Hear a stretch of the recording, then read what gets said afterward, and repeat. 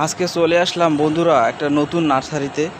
এই যে দেখেন বাড়ির ছাদে আসছি, ছাদে এসে দেখি যে কত সুন্দর গাছ দেখেন। এই এটা হলো আপনার সম্ভবত একটা আখের গাছের মতো দেখতে, ধান সিঁড়ি।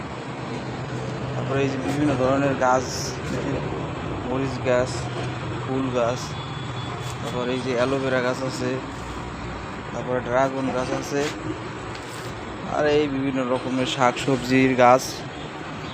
এই যে পুদিনা পাতার গাছ, এই যে দেখছেন এটি হলো পুদিনা পাতা। দেখেন বাড়ির ছাদে মানুষ কত কিছু চাষ করে, তাও কত সুন্দর হয়।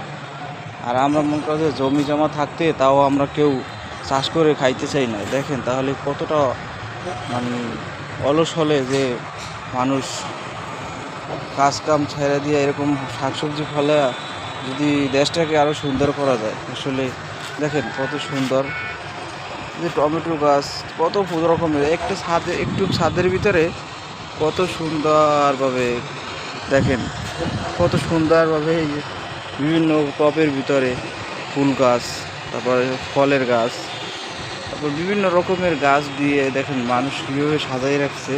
এই যে ছাদটাকে কীভাবে সুন্দর করে সাজানো হয়েছে দেখছেন বন্ধুরা। আসলে এটা দেখে আমার খুবই ভালো লাগতেছে। এই যে এটা ফলের গাছ, যেটা আসলে মূলত বাহিরে বিভিন্ন রাষ্ট্রে এরকম ফলের গাছ দেখা যায়, যেটা খুবই মিষ্টি এবং সুস্বাদু। দেখেন বন্ধুরা কত সুন্দর ফলের গাছটা। এটা একজনের কি ফল এটা আমি আসলে নাম বলতে পারি না, তবে আসলে খুব সুন্দর। এই যে বেগুন গাছ আছে দেখছেন বন্ধুরা, আসলে প্রকৃতি অনেক সুন্দর।